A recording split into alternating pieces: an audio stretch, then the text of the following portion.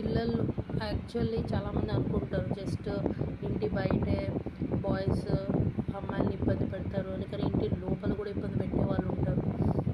అది బ్రదర్సే అవుతారు. ఎవరైతే రక్షించడానికి ఉంటారంటే వాళ్ళే చేసే కూడా ఉంటుంది. ఎందుకంటే ఇప్పుడు మీరు చూస్తే సిస్టర్ బ్రదర్ చూస్తే వాళ్ళ ఒక వెయిట్ డిఫరెన్స్ చాలా ఉంటుంది. ఒకడేమో 150 కేజీలు ఉంటాడు, ఇంకో అమ్మాయి 90 కేజీలు అలా ఉండొచ్చు, 80 ఉంటుంది, అలా ఉంటారు. ఇంకా వాళ్ళ యొక్క మజిల్స్ కూడా కొంచెం స్ట్రాంగ్ అవుతారు జిమ్కి వెళ్తే ఇలా అంతా చేసి.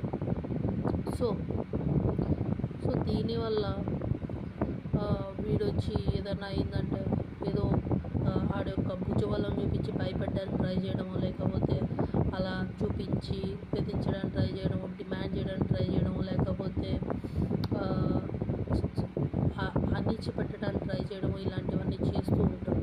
చాలా ఇళ్ళలో చదువుతున్నది బ్రదరే కావచ్చు, హస్బెండే కావచ్చు, ఫాదరే కావచ్చు, ఇంకెవడైనా కూడా అది రాంగ్ థింగ్స్కి చాలామంది ఉపయోగించి చాలా ఛాన్స్ ఉంది. సో అలాంటి టైంలో అది కూతురు కావచ్చు, వైఫ్ కావచ్చు, లేకపోతే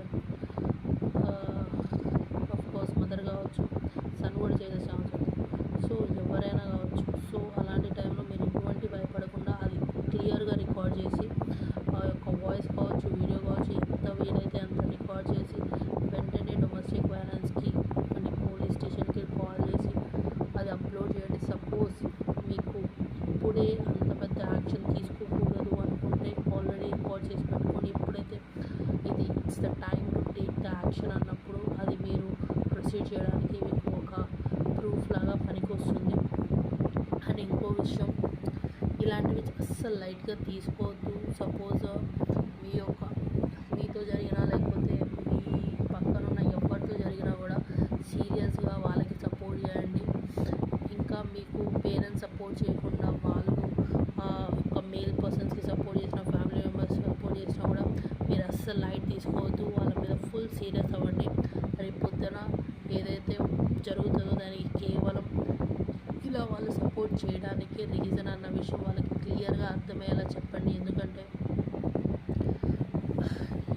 వీళ్ళు ఇలాగా ఇప్పుడు ఒక మనిషిని వాడి యొక్క పాపాలు పుట్ట నిండి కన్ఫామ్గా అది నాశనం అయిపోతుంది, అవునా కదా?